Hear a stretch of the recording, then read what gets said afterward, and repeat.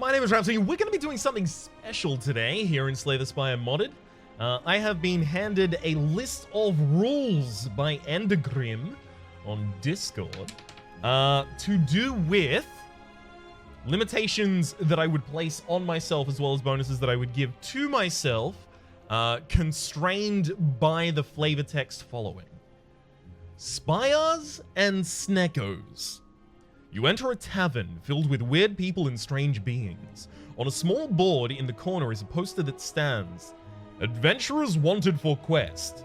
You head to the location and speak to the guild leader there. He hands you a small piece of paper and it reads, "Dear adventurer, I need you to climb the nearby spire, slay all the monsters, and destroy that wretched heart. Caution, the Sneckos are mean." The guild leader hands you a small bag and a lantern and takes you through to a small room with several shelves, each with a sign saying a class name. Pick a class and take its relics. That'll help you on your journey. After you choose your class, you head off towards the spire, but whilst looking in the bag, you find a small box and a note. Roll me if you dare. It requires me to have Mod the Spire installed, base mod, SCS lid, Replay the Spire, Hubris, Infinite Spire, and others can be used and are recommended to be used.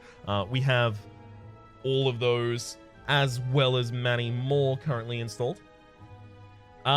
We'll use the console to spawn relics in order to conform to the standards of the run. The rules are simple. We choose difficulty level. I am going to choose the difficulty level of just doing this in Ascension 20 regardless. We'll take a class. There are 9 classes. Classes are the standard Hearthstone assortment. So Warrior, Rogue, Paladin, Priest, Druid, Shaman, Warlock, Mage, Hunter. I'll probably roll to figure out which class I go for. But regardless of what class we play, we get the base kit of a Runic Icosahedron, the Ancient Text, which is draw an extra card at the start of each battle, as well as choose a card in your opening hand to place on the bottom of your deck. Runic Icosahedron is from Hubris, and it's roll a d20 and get an associated effect. Half of them being good, half of them being bad. Well, actually, it's slightly more good than bad because 10 is actually a good result on the Runic Icosahedron, but I'll move back from that for a second. We also get the Relic Satchel, which is at the end of your turn, retain 1 card, and Lantern. At the start of each combat, gain 1 energy. So each of those is relatively low impact, if not possible, to provide a negative. So I don't think those ramp up the power level of the run ridiculously. But then we have the 9 different classes. I'm not going to go through each of the relics that each of the 9 different classes gets. I'm just going to roll, see what class I get, and then tell you what relics that class gets. Otherwise, I'm going to have to go through a list of 27 different relics and explain what they do and blah, blah, blah. I already tried to do that. It was 13 minutes before the episode started. I'd rather not do that. I will, however, link the document for the Spires and Sneckos rules in the description down below so that you can have a look at it yourself if you would like to. So after that, I get to roll a d20, and that d20 will decide a positive or negative kind of effect that also goes on top of the run. So I think I'll start with rolling a d10 to select my class. I know there's only 9 classes, but I don't have a d9, so on a 10, I'll just reroll. 2. Okay, so it was Warrior, Rogue. So Rogue will start with Bandana, which is at the first 3 turns of combat, you have 2 Thievery, which is anytime you make attack damage contact with an enemy, you'll gain 2 gold. It also has Shuriken, which is every time you play 3 attacks in a single turn, gain 1 strength, as well as Cunning Disguise, which is choose another class, and each card reward screen from that point on will include 1 card from that class. Then after that, I've got a d20 to roll for extra modifiers on top, and you know I love rolling a d20. That is a 6. 6 is dual class. Pick an additional class and add its relics as well. Well, that's interesting, because I now get to pick a class here.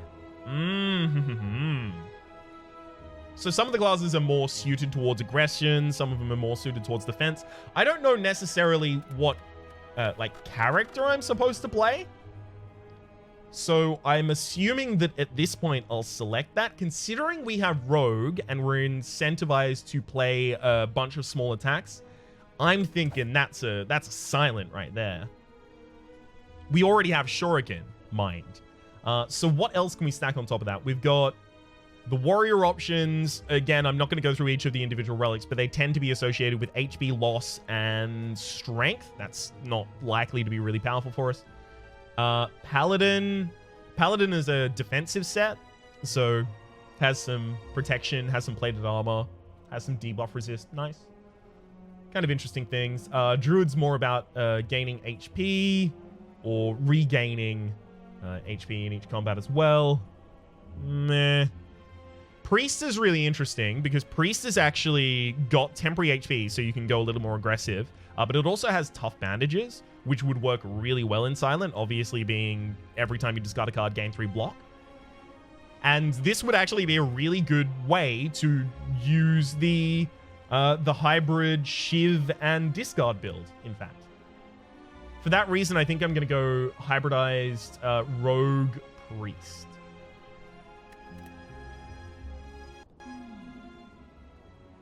Ooh. Glenn McGrath. I said, ooh, Glenn McGrath. I don't know about this.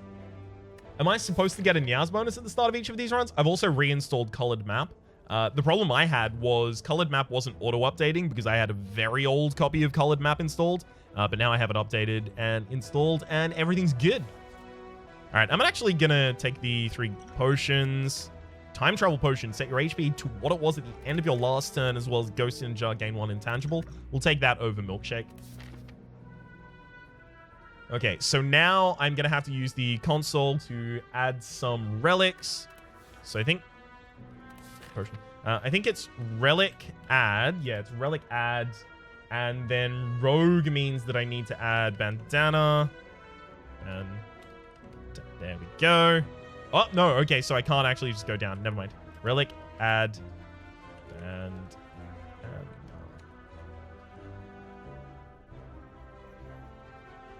What? Oh, does capitalization matter? Yeah, it does. Can I, like, relic remove circlet, right? There we go.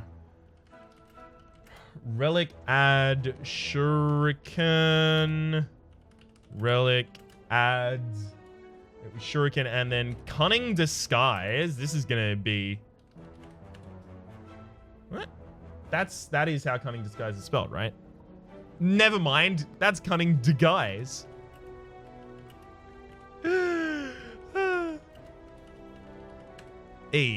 What? No, that's spelled correctly. Okay, so I may not be capable of adding cunning disguise yet. Can I not add any of the hubris ones? Relic add black hole? No. Okay, it looks like hubris ones can't be added. Rough. All right, well, that could be a problem. Relic add counterbalance. There you go. Relic add tough bandages. And relic add peanut butter. Peanut butter. Peanut butter.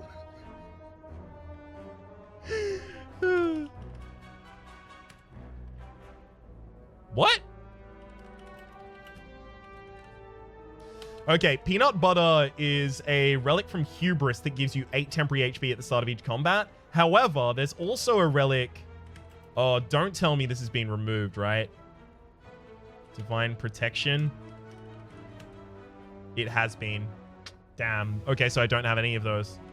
Relic, remove, circlet. Yes, this... Okay, so maybe this isn't the best example of this, but I can see the potential in this rule set, regardless of whether or not it's currently working. I think we'll just leave it at that, right? I don't actually want to make myself ridiculously powerful. Okay. All's good. So the first thing I'm thinking is we need shivs and we need options. And we need them early because we cannot avoid elites this floor. We'll start here at the very least.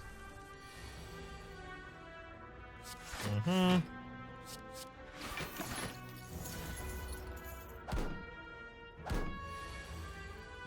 Easy block.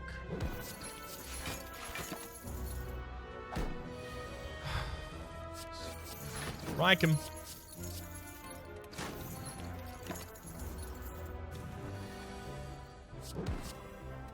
Hells yeah.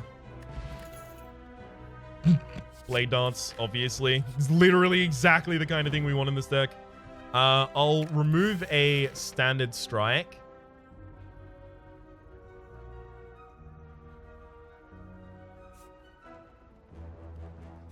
Blade Dance could be a problem for us. Ooh. I'm gonna risk it. 50% good face, bad face, and lots hungry face. The next non-boss chest you open is empty. I should never risk that event.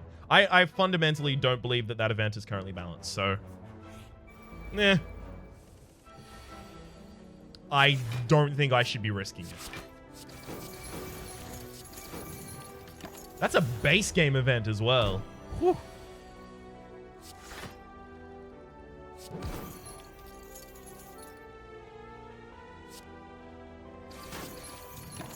I take a little bit of damage here, but I also get a little bit of money.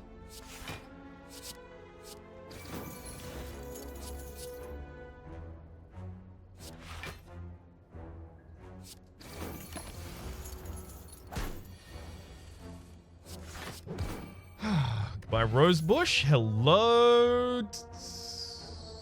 Dagger Throw is actually just 3 block on top of everything else, so I think I'd take it.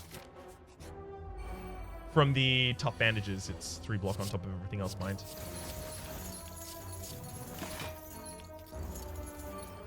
Okay.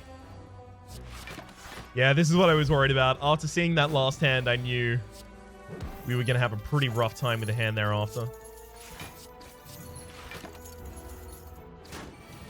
Okay, and knock him down.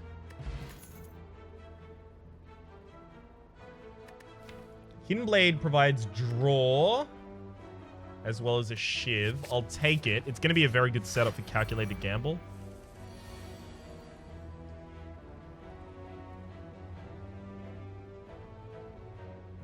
This is Ascension 20. The Lagavulin is deadly very early.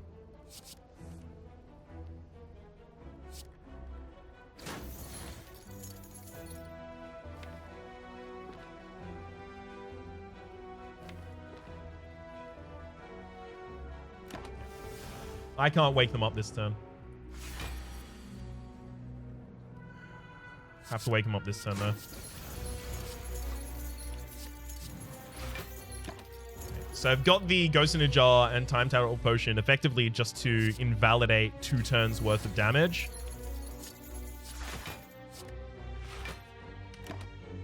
Pretty good. Didn't pick up Strength that turn, though.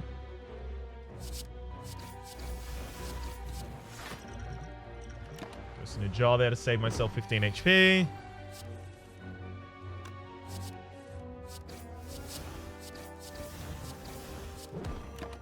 Alright, it looks like we're still going to get through the Lagavulin at a reasonable rate.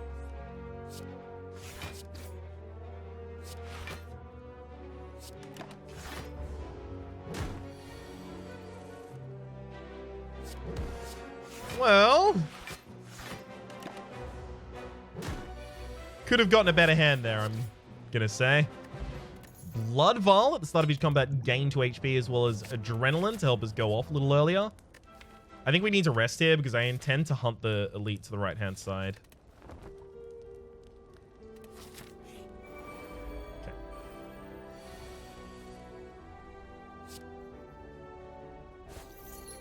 Okay. Ooh, hell yeah. Alright, getting our strength up that turn is really big. I actually don't think I need the rules up anymore. Good. Well, not good, but good.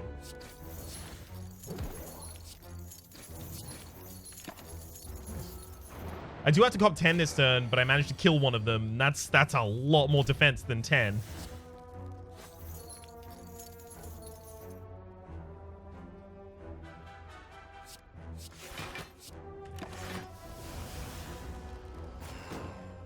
Lost Hungry Face is going to be a little bit annoying, but a lot of things are annoying. That's okay, though.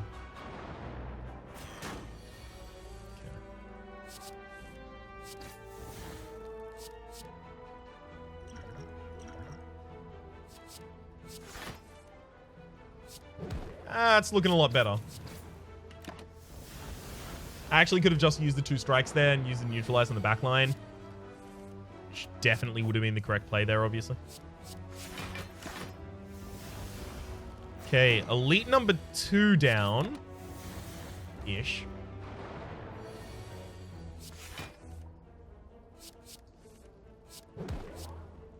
Damn it, elite number 2, go down.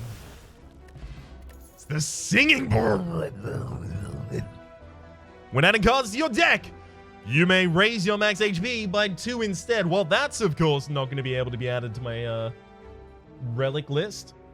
It's named differently. The dagger spray is a really great way to capitalize on the shuriken in AoE, so. Hey, mimic time. See a mimic, fight a mimic. Mm-hmm.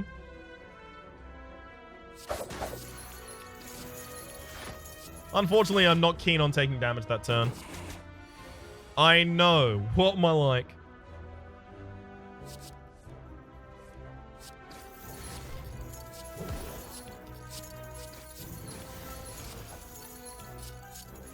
Go.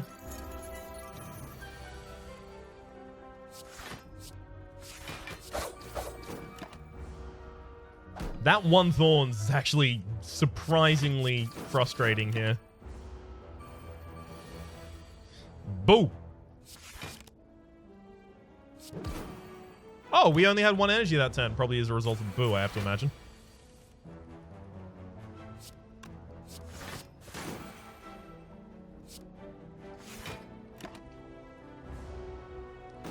Okay.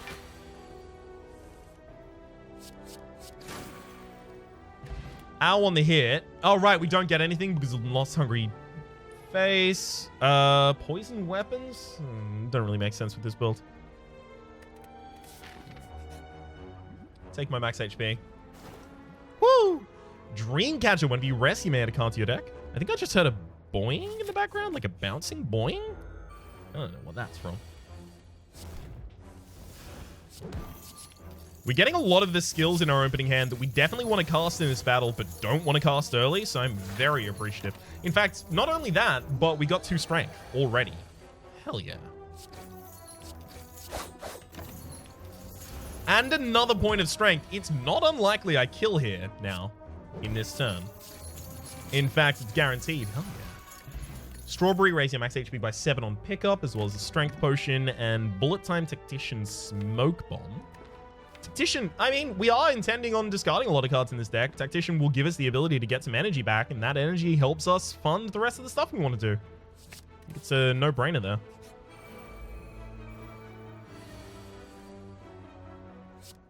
Okay. Let's start off with the adrenaline.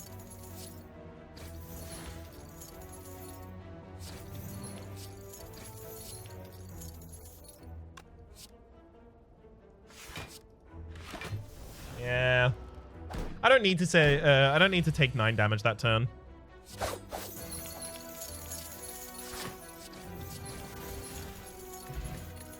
Okay, strength potion. I'd love to take the second strength potion there, but... Prepared is actually some block, as well as just effectively mulligan a card. It is card negative, but it's block positive right now, and it's also an activator for Tactician, which means I can include more Tacticians in the deck. Speaking of including more Tacticians in the deck, because of the amount of draw that we already have, it's probably a good idea to upgrade it.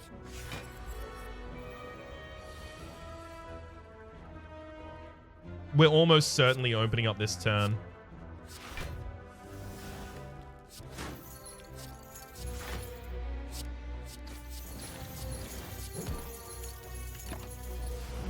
Yeah, okay. Could have been a lot better, though.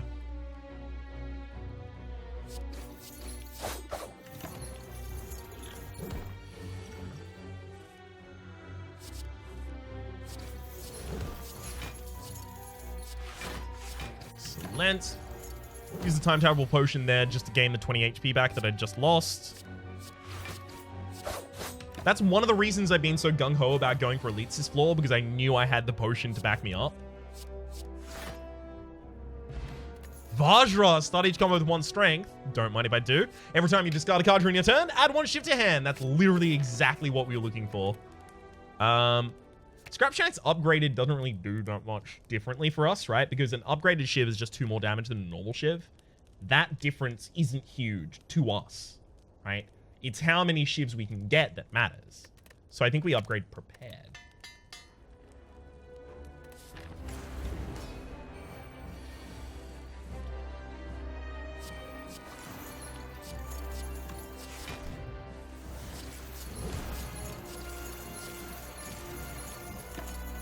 It's looking good. Tried to gain 2 strength. Looks like you only gained 1 there, buds. Sorry about it. Not really, though.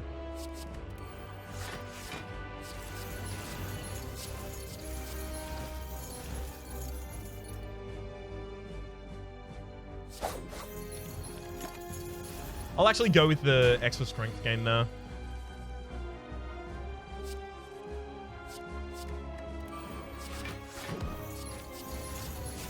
I love that this entirely defensive turn still got us a point of strength and a lot of damage.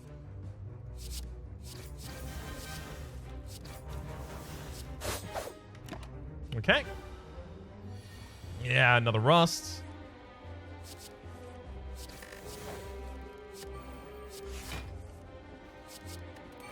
All right, we're good. I love that I also kind of called my shot. I was like, okay, discard Synergy and Shuriken. Cool, we can do the build I wanted to do last episode. Storm of Steel. So all of these are actually like a reasonable argument, right? Storm of Steel is kind of ultra reasonable as far as arguments go. Just because it discards a hand, so it gives me all of the block, right? Which means that I get block while using Storm of Steel. That's one of the primary problems of Storm of Steel. Either you play out your cards before playing Storm of Steel so you can get value on that turn, or you don't, and you don't get value on that turn, but the Storm of Steel's discard is actually going to generate value for me through the top bandages. So I actually think I either take Storm of Steel or Tools of the Trade here. Tools of the Trade being when at the start of each turn, draw 1 card and discard 1 card, so I get to curate my hand a little. It's kind of an infinite blades for us, but it's also a curation of our hand. But I think Storm of Steel is going to be a much more powerful finisher, and I think that's what we're missing right now. Gain energy and discard 2 cards at the start of your turn. You know what? Let's take Hovering Kite. I've had Ring of Chaos recently. I kind of want the extra energy. And we intend to pick up more draw cards in this deck, which will help outweigh the negative of Hovering Kite. And I intend to put more things in this deck that benefit from being discarded, which will help me to turn this into consistently a benefit.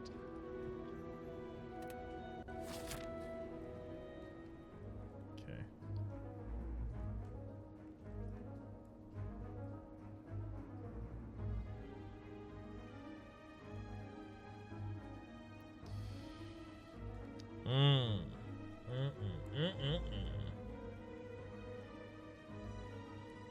There's a lot of lines with a bunch of rests, but I'm looking for shops more than rests.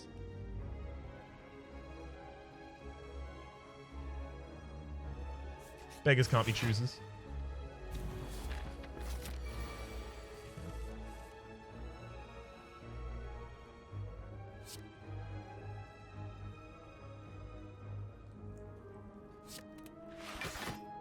Six block a turn off the bat is not bad.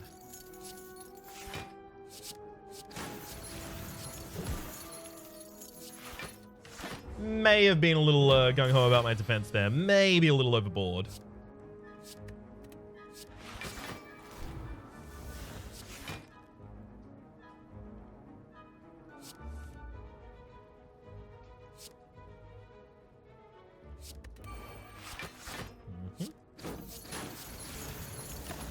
We definitely need some more draw in this deck.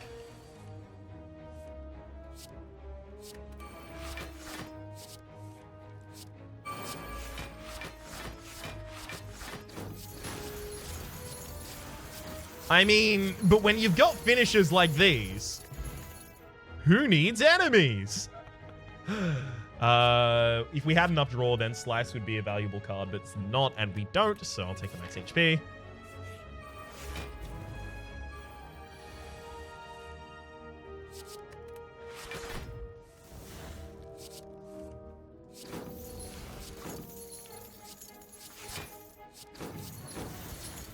Okay. Nice. The earlier that I can get out Scrapshanks, the way better off we are.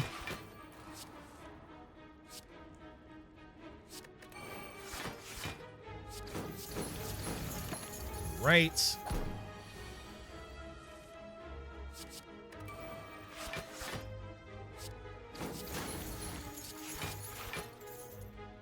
You know what? I'm going to use the block potion here. I know I'm using it early, and I know it's not giving me full value. It's only giving me like 10 HP there.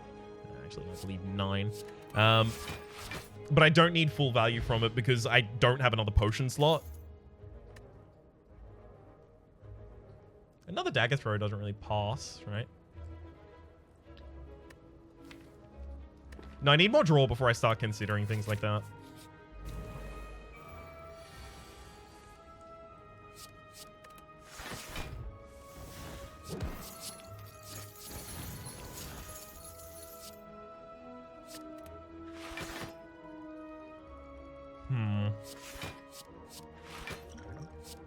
Yeah, that was pretty mishandled at the very end there.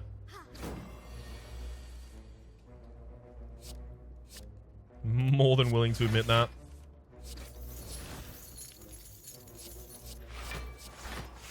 Okay. I also do need to find a way to, like, make Scrapshanks innate or somehow get it out earlier. Because Scrapshanks is currently, like, our engine.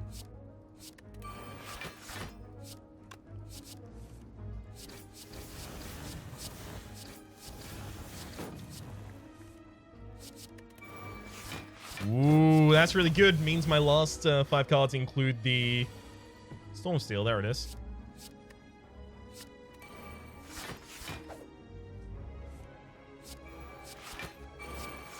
Yes. Okay. Essence of Steel. Oh, any of those.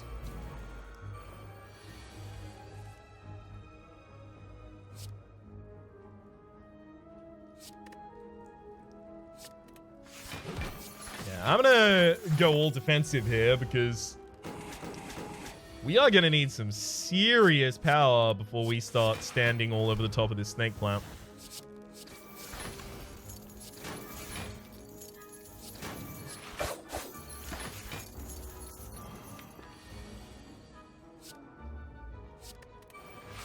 Again, I'll prioritize defensive cards.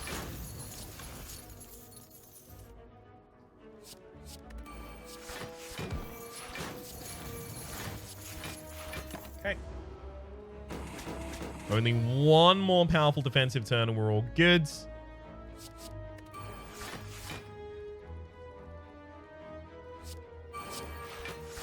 I mean, this doesn't do it, but... hell, nothing really was at that point.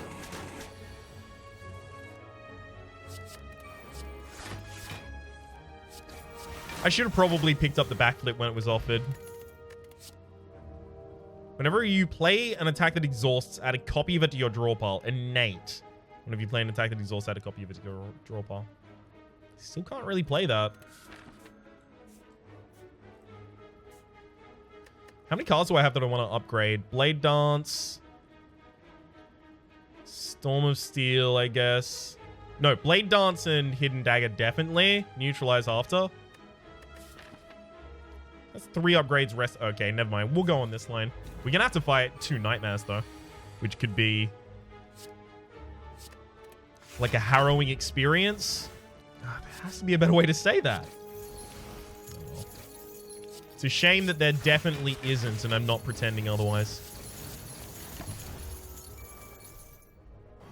Okay, Dagger Spray is enough for the front line now.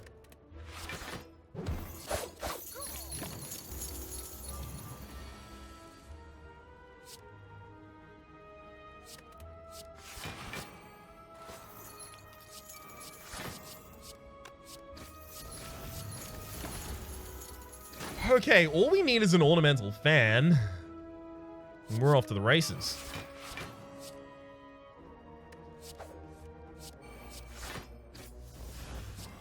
There we go.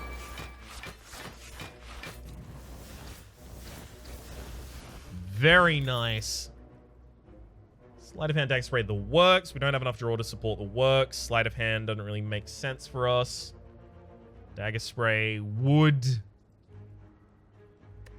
But I don't think we need it again. Okay. Let's get the blade dance upgrade. Alright, Nightmare.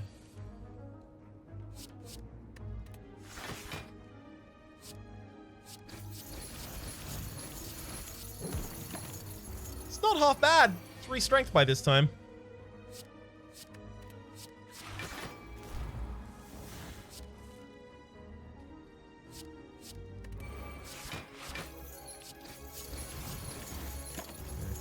Didn't break through the reality shift there, which is a good idea on my behalf. On my part, rather.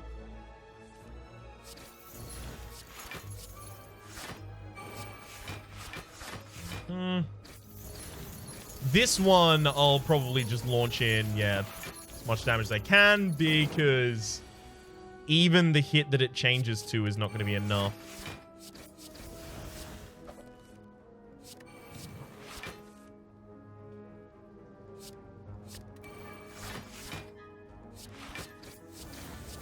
Nice.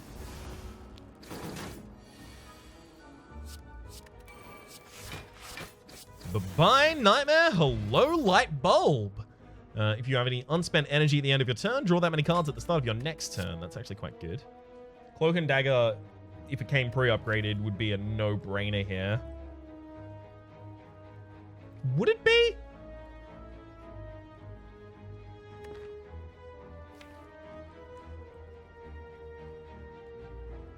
I think so.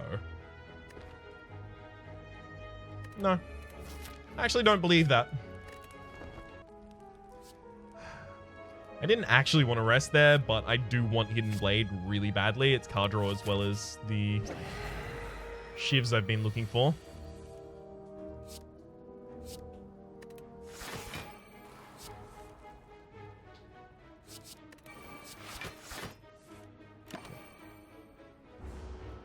With 2 extra cards next turn. Sure, discard those.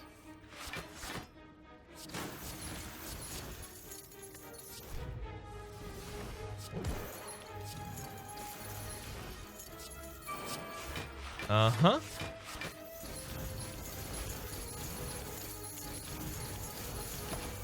That's really good. One of the big things about it as well is Light Bulb is actually going to provide me a lot of draw, so I can actually start shuffling shivs back into my deck, and it's not that much of a problem. There's the Cunning Disguise, which I do believe I definitely spelled correctly now. Upon pickup, choose another character on future card reward screens. You have 1 additional card to choose from, and it will be from that character. I accidentally double-clicked, and now I'm getting cards from Black Knight. I literally haven't played Black Knight yet. Cool!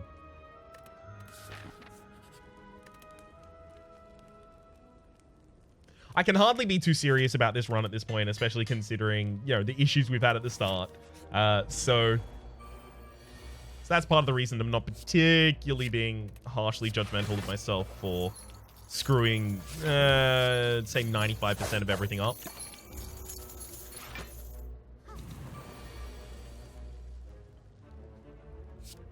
It also seems like this is intended to include killing the heart, which currently doesn't exist in the main branch of the game, which means that I can't kill the heart at all, even if I wanted to. It doesn't exist in this branch yet.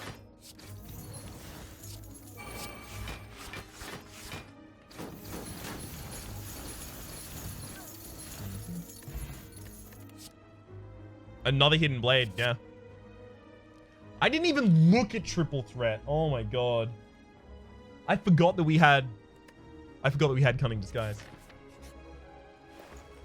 Alright, Chemical X. Whenever you play a card that costs X, its effects are increased by 2, as well as Reverence. Right-click during combat right-click during combat to activate. Usable once per turn. Play an attack card from your hand at no cost and exhaust it. That'd be a nice way to set up choke. And then finally, we have the Decoder Ring, which is whenever you play 3 attacks, then 2 skills, then 2 attacks, then 1 skill, deal 30 damage to all enemies. And it no longer has the misspelling where it says skills with like 2 S's. This is actually like a really, really, really good relic. I underestimated this. I forgot that when does not imply in a round. So you can just play 3 attacks to end 1 fight, and then at the start of the next fight, play 2 skills, 2 attacks, and skill. And that's really easy to do with a Shiv deck in particular. Yeah.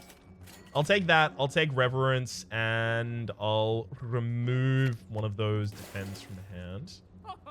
This is a shift potion. Swap your strength and dex, draw 1 card. Not really seeing that. I think I passed now.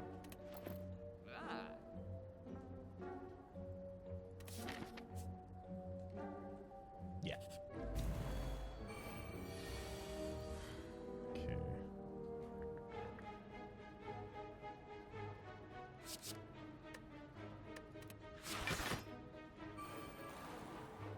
So it's 3 attacks. Definitely can't do that yet. 1, 2, 3, and then 2 skills.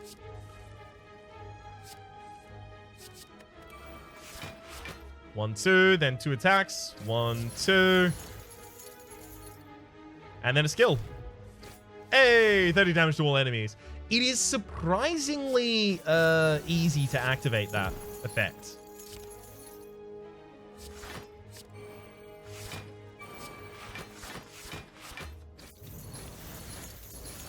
See how it's gone, oh, you tried to play another attack. Haha, go back to 3 attacks in a row, right? I don't know if that's necessarily correct. I thought it's supposed to revert you to 6 and then just leave you there for a while, but I guess that would be a bit dangerous to do.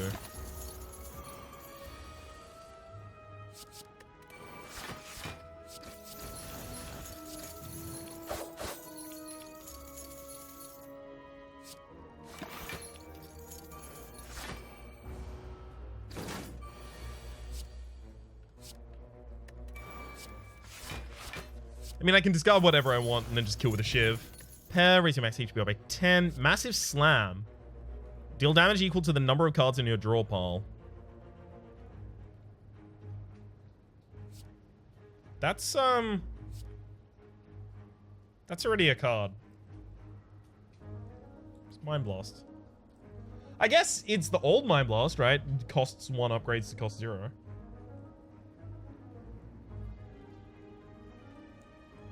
I don't know about that. Distraction is actually really interesting because it's 2 skills by itself for 0 energy. I think I'll take it for that reason so that I can activate the Decoder Ring.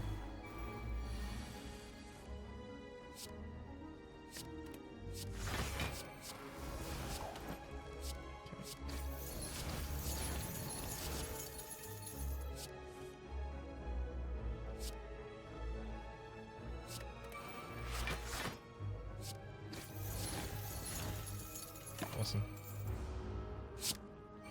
Just trying to set myself up with the ability to use the Decoder Ring at any point.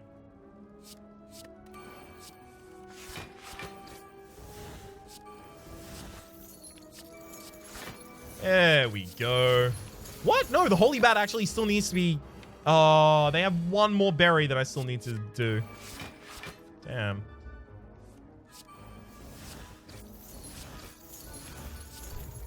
Hey, there we go. We got the Decoder Ring to go off again.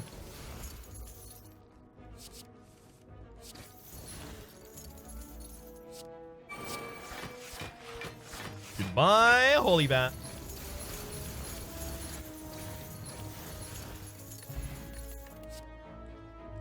Shadow Dodge. Gain 10 block, add a void to your discard pile. Whew. This character has to have some real block problems for that to be a good card. Or some way to benefit from void. Actually, wouldn't be surprised if they had a way to benefit from void. If this card is discarded from your hand, Shivs deal 2 additional damage. Oh, yup. Get that an upgrade as quickly as we can as well. Hey, Captain Abe. El Capitano.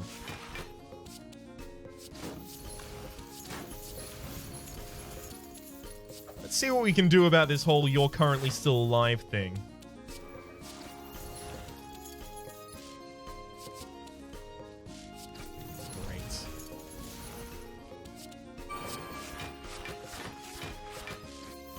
That could scarcely have gone better. That's pretty much exactly how I needed that to go. When I used the extra draw card,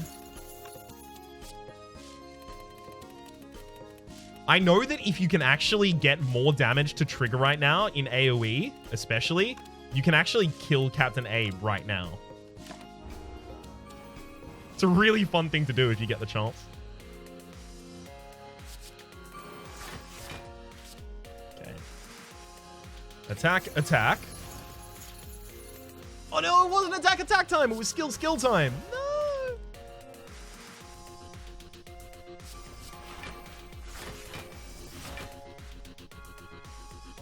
Wah.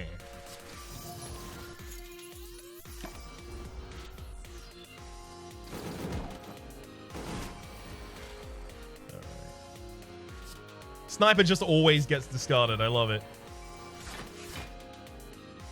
Okay, 2 more attacks. And then 2 skills, so prepared.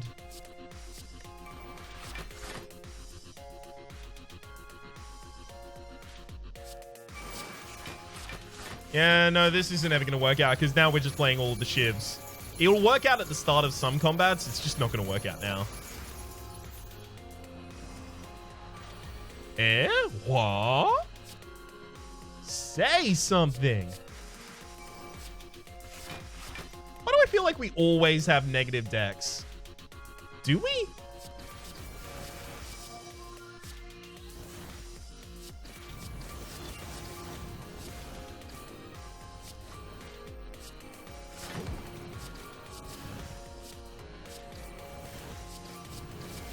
There we go.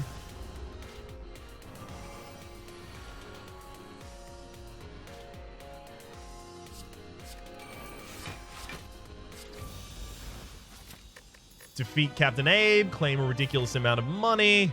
Captain Abe stands there. Grand Mitosis, double your current soul's exhaust. Upgrades cost 1. That can't be relevant for us, obviously. 1,000 Cuts is... It'll provide some nice AoE. I think the deck is already better without it, right? I think playing 1,000 Cuts is going to be so laborious as to slow down the way that these shivs are already destroying everything. I think we take another finisher in the Storm of Steel.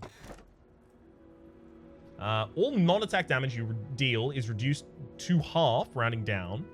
All non-attack damage you receive is increased by half, rounding up. All in-combat healing you receive is reduced by half, rounding up.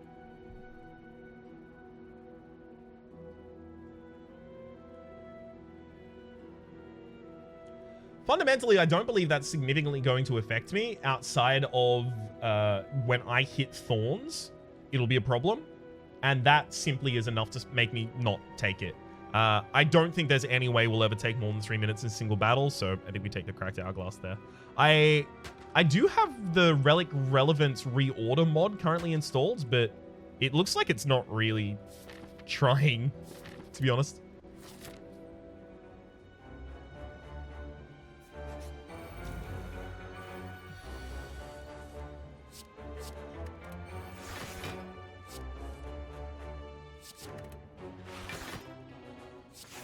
Wee.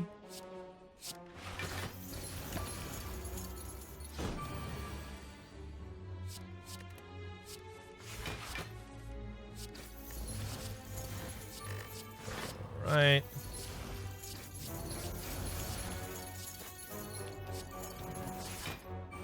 And there we go with the finisher. We need more snipers in the deck as well. Overexert, gain 3 strength. Next turn, lose 4 strength. Okay, okay. That has... So you get a net of -1, but it's active for a turn longer than Flex is. Interesting. I also have a retraction to make on, or rather in terms of talking about counter. I spoke recently about the way that counter used to work, which is to say that it did not take into account multi-attacks. It does now. So that would make it significantly better, especially considering I don't know whether or not my strength would be added on top of those multi-attacks, or if I would just, immediately parity what my enemy is doing. And either way, it doesn't matter. We're taking backflip, but it's worth noting. Strike, obviously. Hey, peanut butter! So we actually ended up with all of the things we were supposed to have. At the start of each combat, gain 8 temporary HP. Start each combat with 3 thorns, not really our kind of thing. Unplayable status cards can now be played whenever you play a status card. Exhaust it? That'll help in occasional boss fights, so I think I take it. And I do want to continue removing things from my deck, primarily so that I can try and get to my my most powerful card, Scrapshanks, as soon as possible.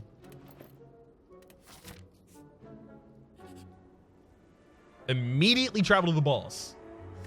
This episode is actually already running a little long, and this episode does need to be live in like 3 hours time, so that might actually just be a good idea.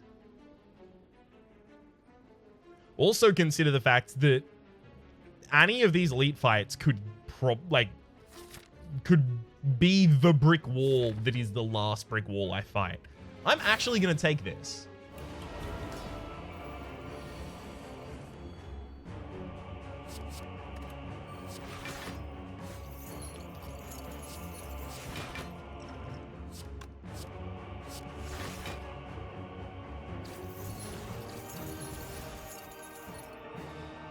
Great. Decoder Ring is set up so that as soon as I play a single skill, I'm dealing 30 damage.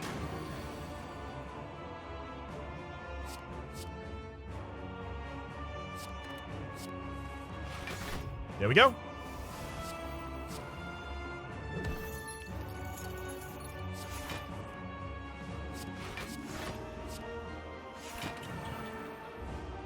Enemy's strength gain is halved, by the way, so they're not going to get so much.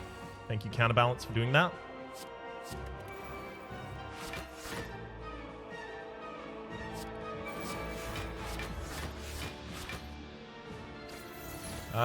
We've just created a pretty significant problem in that next turn we get to play exactly 1 card.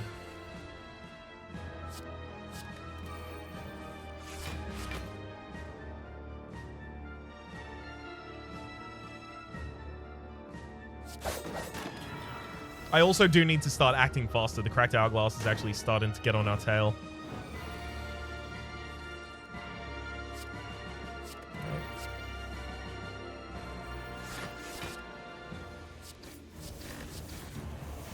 We'll throw out a neutralize, then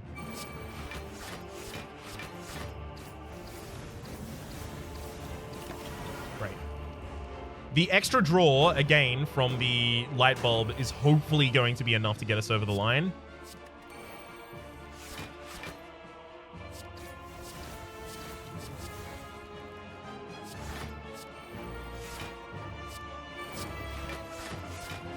This should be enough. Yeah. Nice. That is to say, to help us, the extra draw was to help us get through the shivs that we've kept adding to our deck. Here's our next boss. So I need to play 2 skills now. That's really easy to do. Then 2 attacks and a skill. 1, 2, skill. Hey, get that AoE.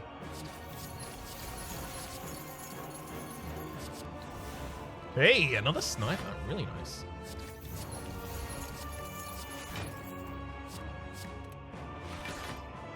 I'm trying to get through the entire deck as quickly as possible, as you may well have noticed. Trying to get to that Scrapshanks. My next 5, in fact.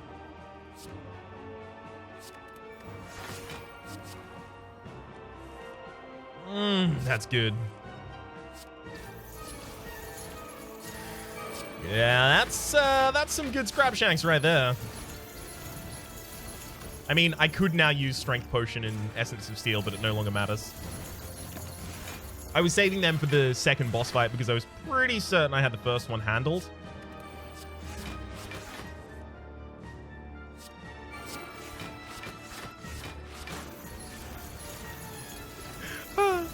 I chose the right hybridized build, I believe.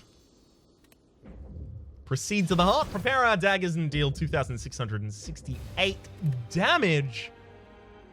Beyond perfect as well as combo. That is the highest I could have done the difficulty. Mind that I suspected that I would be able to do something like that, which is why I set it to Ascension 20. To give myself the highest difficulty possible. It's worth noting that the D20 that I can roll, or rather that I roll at the very start that decides an extra modifier, can decide, you know, get a couple extra relics associated with another class. Or it can decide, oh, cool, well, it's Colossus time. Although I think the Colossus mod currently doesn't exist in the game. But it can mean, you know, oh, there's one that's just the future is certain. And you have to have the certain future mod installed. That is to say, the certain future custom. Where you... This should be here. There we go. Map contains only one path, which is a huge negative. Not being able to choose whether or not you're going to go to a rest or a shop or blah, blah, blah, blah, blah. Or, you know, elites and stuff, right? Not being able to select that kind of thing is a huge negative. So, I don't believe fundamentally that all of them are going to turn out like this, but I'm glad that one did, especially because it allowed me to capitalize on the build that I wanted to, last episode. For the moment, though, my name has been Rhapsody, the name of the game has been Slay the Spire. Hopefully you've been enjoying yourselves, and hopefully we'll see you next time.